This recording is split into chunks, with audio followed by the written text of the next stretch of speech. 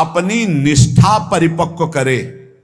पहला कदम मजबूती है कि अपनी निष्ठा परिपक्व करे।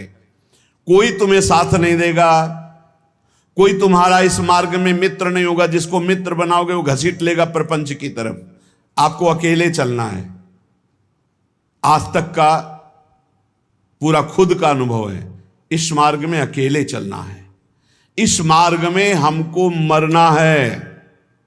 जीवित मर जाए उलट आप में समा यह है दिलगिरी। हर समय कष्ट, 1 मिनट का कष्ट, हर समय का कष्ट, पूरे जीवन का कष्ट। मृत्यु जब तक नहीं होगी तब तक का कष्ट।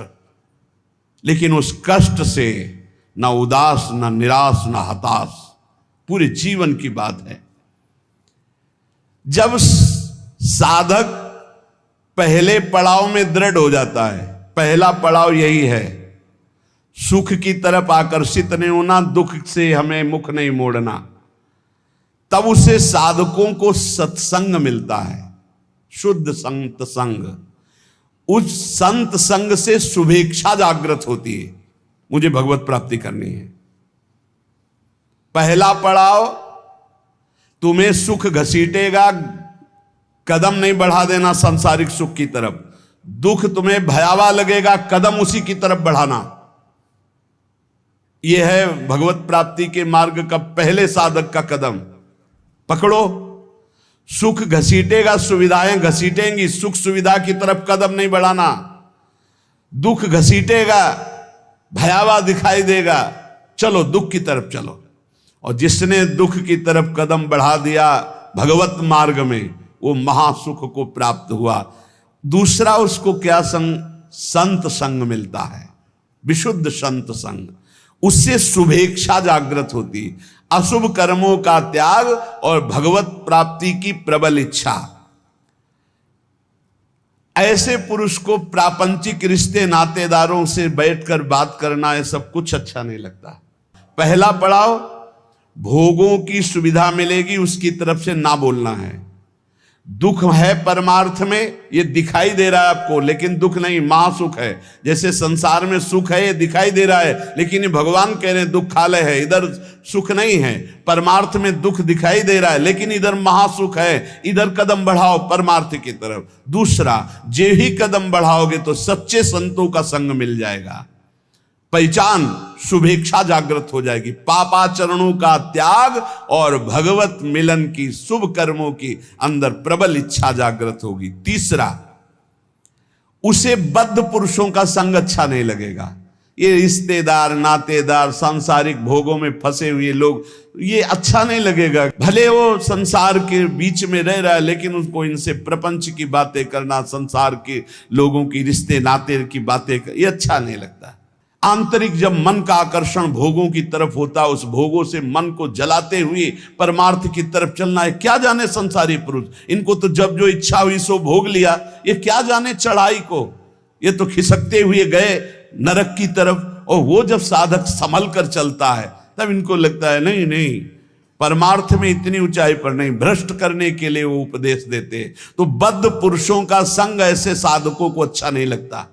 उसको अच्छा लगता है भगवत प्रेमी महात्माओं का संग, भगवत मार्ग की चर्चा करने वाले, कैसे हम माया पर विजय प्राप्त करें, कैसे भगवान से अनुराग प्राप्त करें। सजाती संतों का संग अच्छा लगने लगता है, और उसमें संतों के प्रति जो भाव आया उससे सद्गुणों की वृत्ति बढ़ने लगती है। सद्गुण जो भगवान को प्रसन्न करे, सद्गुण जो भगवान की प्रीति प्रदान करें। प्रपंच से पूरा मन हट जाता है उस साधक का। चौथी स्थिति आई, प्रपंच से पूरा मन हट जाता, बिल्कुल अच्छा नहीं लगता। जैसे स्वप्न झूठा, ऐसे संसार झूठा दिखाई देने लगता है। उमा कहूं मैं अनुभव अपना, सत हरि भजन जगत सब सपना। तब उसका हृदय बहुत ध्यान देने योग्य, भगवान अपनी तरफ घसीटने लगते हैं। इतनी स्थिति के बाद ये संयोग वही बनाते हैं। श्री तुकाराम जी कहते हैं, फिर चित्त ऐसा घसीटते हैं, देव वसे ज्याचे चित्तिम त्याची घड़ावी संगति।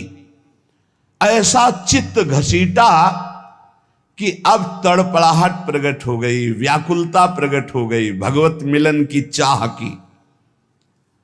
फिर भगवान सिद्ध सदगुरुदेव की समर्पण वृत्ति करवाते हैं। इसके बाद, इतने के बाद सिद्ध सदगुरुदेव की समर्पण वृत्ति कराते हैं।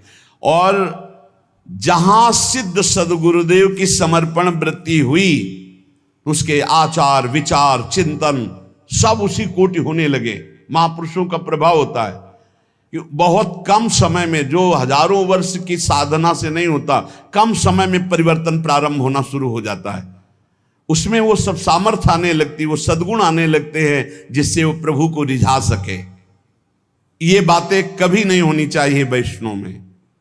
पराई स्त्री का काम भाव से स्पर्श, संयोग, दृष्टि, चिंतन, संभाषण पूर्ण रूप से त्याग होना चाहिए।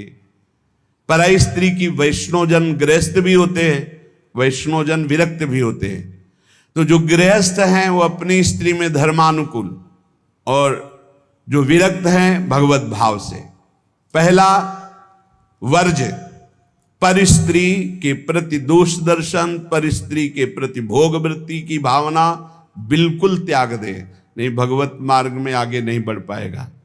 दूसरा, छल कपट आदि करके दूसरे का धन अपहरण करने की बात रखना कभी नहीं होना चाहिए। दिखावा करके, दंभ करके, पाखंड करके, किसी भी तरह से दूसरे से धन ऐंठने की इच्छा रखना, फिर आप वैष्णव पद्धति में फिसल जाएंगे, आगे नहीं बढ़ पाएंगे। तीसरा, किसी की भी निंदा करना नहीं करना है। पर निंदा बिल्कुल ना सुननी है ना करनी। अगर वैष्णव धर्म में स्थित रहना है, परम आनंद प्राप्त करना है, पहला नियम किसी भी माता बहन के प्रति काम भाव नहीं। दूसरा नियम किसी के भी धन को किसी भी तरह से ठगाई ना करे। तीसरा, पर निंदा ना सुने ना पर निंदा करे। चौथा, जो संतों ने भोजन निषेध किया वो नहीं करना चाहिए। मांस, मद्य, मछली, अंडा और जैसे प्याज लहसुन, इनको त्याज्य। प्याज लहसुन तमोगुणी है, तमोगुणी होने के कारण इसका त्याग किया गया है। वो अंदर से भजन की वृत्ति छीण करता है, तुम जान नहीं पाओगे। इसीलिए संतों ने अनुभव करके इसका त्याज्य किया। प्याज लहसुन निषेध है केवल तमोगुण के कारण, वो तमोगुण की वृत्ति बढ़ाता है। तमोगुण जो है निद्रा, आलस्य, प्रमादोत्थम तत्तामस मुदाहृतम, भजन में निषेध है, इसलिए निषेध किया गया है। और मद्य, मांस, मछली, अंडा ये तो बिल्कुल निषेध किया गया है। वैष्णव होकर अगर इनकी तरफ या भक्त होकर जरा भी ऐसी दृष्टि रखता है तो पाखंडी है, वो भक्त नहीं है जो ऐसे जीवों को कष्ट देकर अपना उदर पोषण करना चाहे। पांचवा, वर्ज में मन से, वाणी से, शरीर से किसी की हिंसा न करे। ये काया वाचा मानुषा अगर किसी को दुख देता है तो भगवत मार्ग में नहीं चल पाएगा। इसलिए भगवत मार्ग पुष्ट करने के लिए स्वयं कष्ट सहे, दूसरों को कष्ट न दे।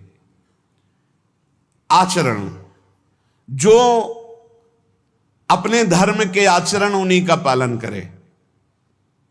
जो हमारे गुरुदेव ने, हमारे आचार्य ने हमारा दिनचर्या बना दी, जो हमारा नियम बना दिया, हमको उसी के अनुसार चलना है। अपने आचार्य प्रदत्त धर्म में स्थित रहने में कभी संकोच न करें। दूसरा क्या करता है मैं नहीं देख रहा, हमारे आचार्य ने जो हमें आदेश किया हमको उसी मार्ग में चलना है।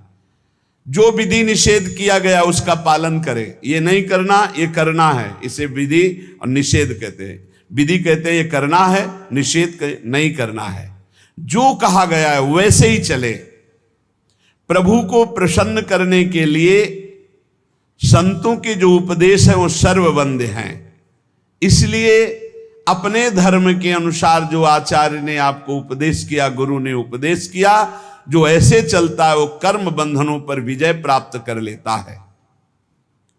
15वां, वैष्णव का परम स्वभाव है परोपकार करना, दूसरों को सुख पहुंचाना। सर्वम विष्णुमयम जगत, सब भगवत स्वरूप है। वैष्णव का धर्म है समस्त भूतों में भगवत भाव करके व्यवहार करना। कई बार चर्चा की कि किसी से व्यवहार करना तो पहली दृष्टि पड़ने पर उसमें राधा वल्लभ लाल देखो, मेरे प्रभु राधा वल्लभ लाल विराजमान हैं। अगर भगवत भाव नहीं किया तो पुण्य क्रिया भले हो जाए, वो भगवान की प्राप्ति कराने वाली क्रिया नहीं। इसलिए अच्युत भावना विहीन कर्म का ज्यादा महत्व नहीं, भगवत भावना युक्त किसी से भी कुछ भी।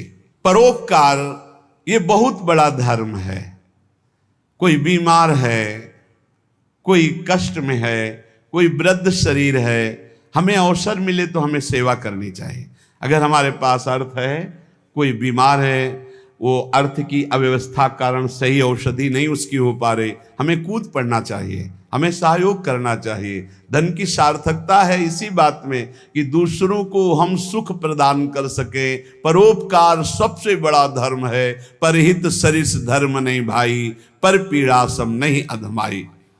श्री तुकाराम जी महाराज कह रहे हैं कि जब हृदय में भ्रांति उत्पन्न हो जाती है, भ्रांति क्या, भगवान में सुख है ये ना मानकर, भोगों में सुख है ये मानकर जब जीव बहने लगता है तो लुभायमान हो जाता है भोगों से, तो उसको सुख नहीं मिलता। यद्यपि जहां भोग भोग रहा है वहां भी परमात्मा है, क्योंकि परमात्मा के बिना कहीं कोई सत्ता ही नहीं। तो कह रहे हैं वो ऐसे लोग हैं जैसे जोंक या चीचड़, जैसे थन के पास ही वो चीचड़ लिपटा हुआ है, पर वो दूध नहीं पिएगा, वो खून चूसेगा। ऐसे ही जहां तुम भोग दृष्टि कर रहे हो वही परमात्मा है, उसमें ही परमात्मा है। और सही पूछो तो वही परमात्मा है, क्योंकि जड़ चैतन्य वही बना हुआ है। तुम जिसे भोग दृष्टि से देख रहे हो, चीचड़ की तरह तुम दुख भोग रहे हो, उस सुख सिंधु परमात्मा को नहीं समझ पा रहे। जैसे जोंक है, लिपटेगी वो खून ही पिएगी। जैसे मेढक आदि है तो वहीं तालाब में है, पर सरोवर में खिला हुआ कमल है, उसको पराग को नहीं पान कर पाएंगे, पराग का पान भौरा ही करता है। ऐसे ही वैष्णवजन भौरे हैं और भगवत विमुख ये चीचड़, जोंक और मेढक के समान टर टर व्यर्थ बातें करना और दूसरों को दुख देना, सुख भोगने के लिए हिंसा आदि तक में उतर जाना। वैष्णव पराग सेवी, भगवत आनंद सेवी भौरे के समान है। सदाचरण, नाम जप और नाम निंदकों से दूर रहना। जो भगवान के नाम की निंदा करते हैं, ये जोंक हैं, ये खून पिएंगे, ये चीचड़ हैं, दूध नहीं पिएंगे, परमानंद नहीं भोगने वाले, ये नाना प्रकार के क्लेश भोगने वाले। ऐसे लोगों से दूर रहो जो भगवान की निंदा करते, भगवान के नाम की निंदा करते, भगवत मार्ग की निंदा करते, वैष्णवों की निंदा करते हैं। भगवान का नाम एक नौका है, जो भगवान का नाम जपता रहता है मानो सुदृढ़ नौका में बैठा हुआ है। बिल्कुल चिंता मत करो, आप नाम जप करो, निश्चित आपको भगवत प्राप्ति हो जाएगी। श्री तुकाराम जी कहते, भव सिंधु के पार ले जाने वाली सुदृढ़ नौका नाम है। बस बैठ गए नाम में तो अब किसी की मत सुनो, ये आपको पार कर देगी। और तो और की बात रे, गोस्वामी जी कह रहे, नाम लेत भव सिंधु सुखाही, करहु विचार सुजन मन माही। नाम लेते भव सिंधु सूख जाएगा, है ही नहीं जहां पार होना हो। खूब नाम जप। ये देखो बड़े बड़े महापुरुषों की बातें हम इसलिए खोज खोज कर आपको सुनाते हैं, आपका दृढ़ विश्वास हो जाए। नाम एक सुदृढ़ नौका है, जो खूब नाम जप करता है वो सुदृढ़ नौका में बैठा हुआ भव समुद्र पार हो रहा है।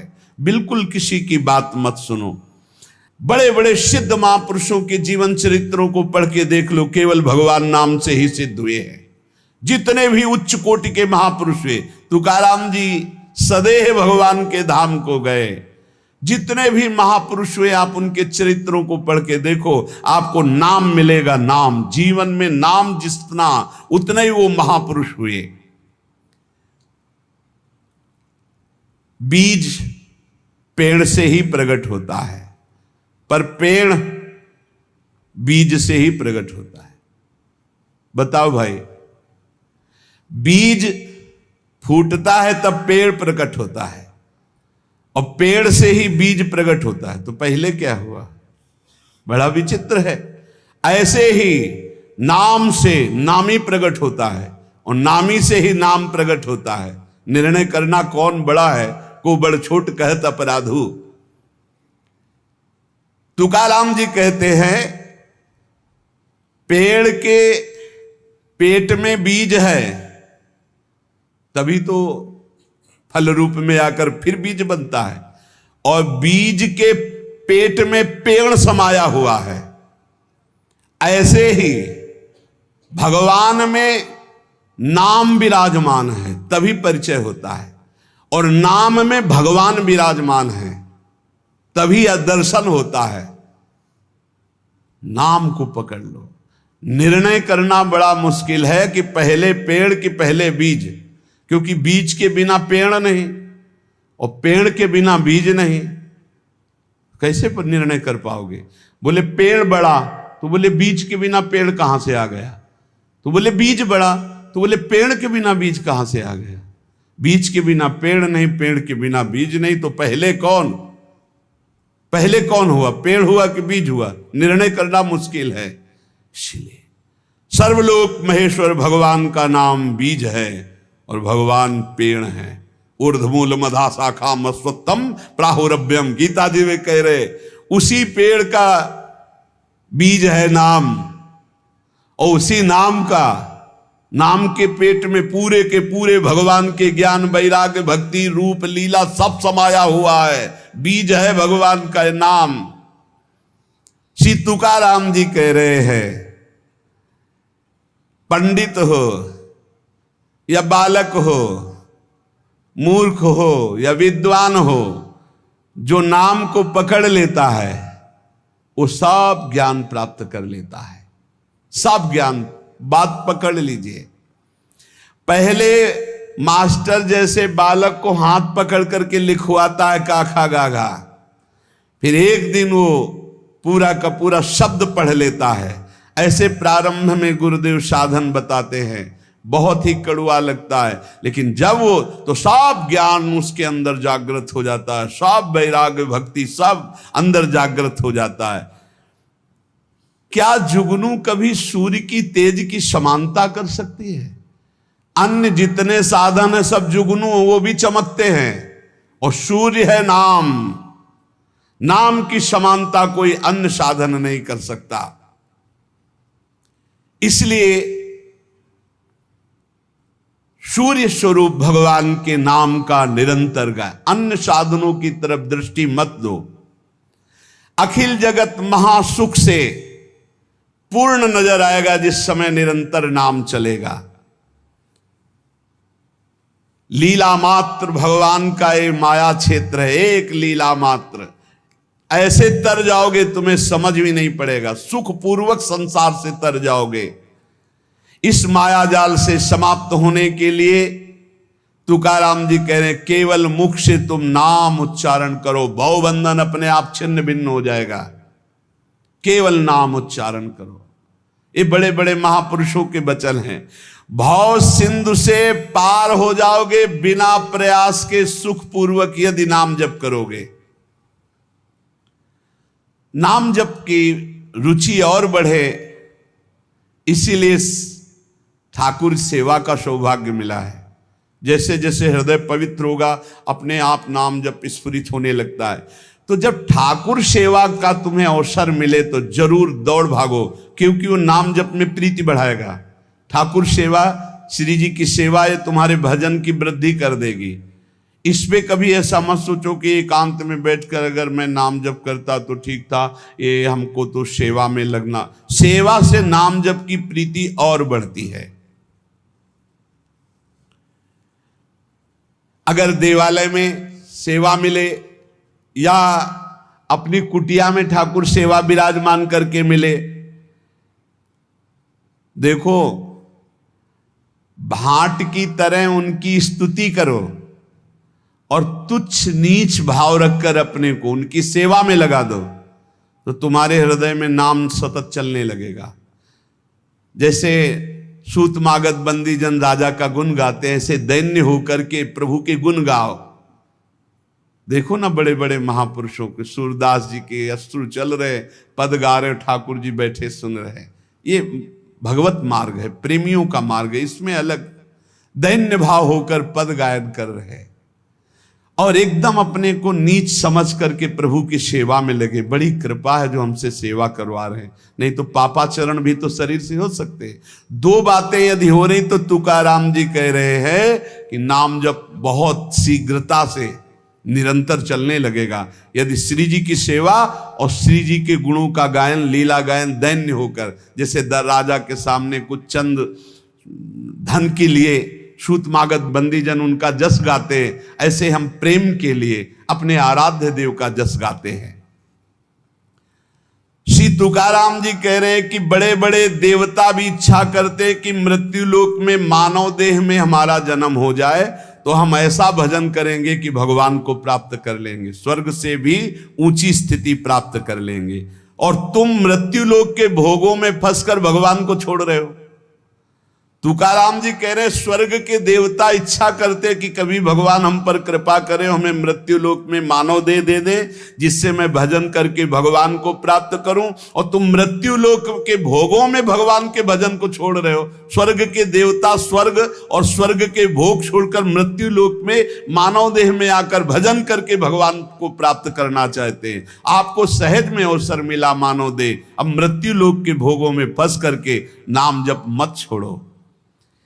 इंद्रियां ये कलह करती ही रहेंगी यदि भगवत प्राप्ति नहीं हुई थी। मुझे ये भोग भोगना है, नेत्रेंद्री कहेगी मुझे देखना है, श्रवणेंद्री कहेगी मुझे सूंघना है, जनेंद्री कहेगी मुझे भूंगना। ये सब इंद्रियां, घ्राणेंद्री सूंघने की तरफ, श्रवणेंद्री सुनने की तरफ, भोग इंद्रियां भोगने की, कितनी कलह है। ये कलह तब तक बनी रहेगी जब तक भगवत प्राप्ति नहीं होगी। कल एक प्रश्न कर रहे थे कि मैं बैंक में ऑफिसर हूं, मेरी कामना थी कि मैं एक बड़ा पदाधिकारी बनूं, तो बन गया, लेकिन मुझे शांति क्यों नहीं मिली। मैं अधिकारी हूं, मेरे पास सब भोग सामग्री जो मैंने कामना की थी सब, फिर भी मन अशांत क्यों रहता है। उनका एक ही कारण है, मन को विश्राम भगवान के चरणों से ही मिलेगा। तब लग कुशल न जीव को, सपने हो मन विश्राम, जब लग भजत न राम को, शोक धाम तज काम। कह रहे हैं यहां तुकाराम जी, इंद्रियां परस्पर कलह करती रहेंगी जब तक भगवत साक्षात्कार नहीं होगा। जब इंद्रियों में अशांति, मन में अशांति, तो तुम्हें शांति का कैसे अनुभव हो जाएगा। देखो, बहुत ज्ञान की बात, तुम शरीर के रोम गिन सकते हो लेकिन भगवान की विभूतियों को नहीं गिन सकते। और जब तुम नाम जप करोगे तो सारी विभूतियां आप पर कृपा करेंगी, सारी विभूतियां आप पर कृपा करेंगी। मेरी जिससे प्राप्ति होती है वो शुद्ध पुण्यात्मा होता है। शुद्ध पुण्यात्मा वही है जिसके मुख में मेरा नाम होता है। तुकाराम जी कह रहे हैं, श्री भगवान कह रहे हैं, मेरी जिससे प्राप्ति होती है वो शुद्ध पुण्यात्मा होता है। शुद्ध पुण्यात्मा कौन होता है? जिसके मुख में मेरा नाम होता है, जो मेरा अनन्य गति का होता है, उसी को प्रेम प्राप्त होता है। और जो मेरे नाम का अनन्य हो जाता है उसे मेरी अनन्य गति प्राप्त होती है। पकड़ो, महापुरुषों के वचनों को पकड़ो, सब नाम है, सब नाम। जैसे गर्भिणी स्त्री को परोसा गया तो उसको जब तृप्ति हुई तो गर्भस्थ बालक को पुष्टता अपने आप प्राप्त हो जाती है। ऐसे ही जब भक्त प्रसन्न हो जाता है तो भक्त के हृदय में विराजमान भगवान अपने आप संतुष्ट हो जाते हैं।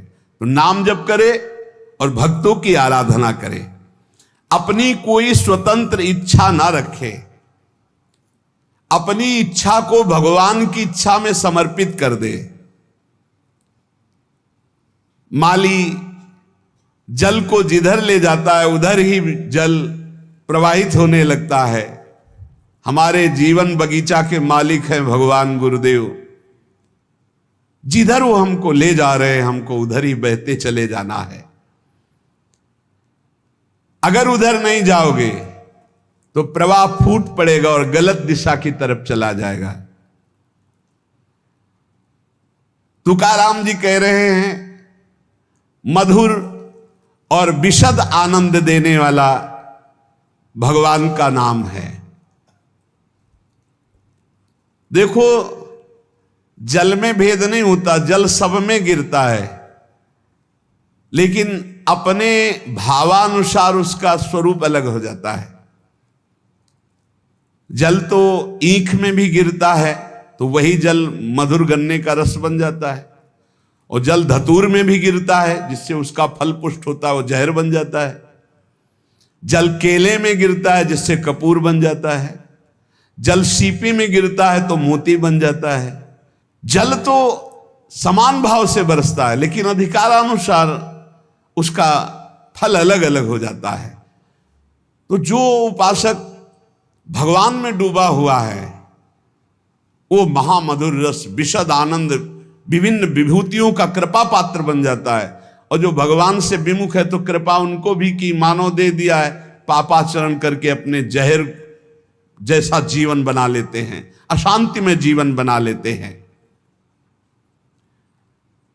चित्त मगन होकर के जब नाम गुणगान करता है, जब वाणी कंठ अवरुद्ध होने लगता है, शरीर में रोमांच हो जाता है, आंखें अधकुली और अश्रु वर्षा होने लगती है, शरीर में आनंद की लहर तरंगायमान होकर कंपायमान शरीर को कर देती है,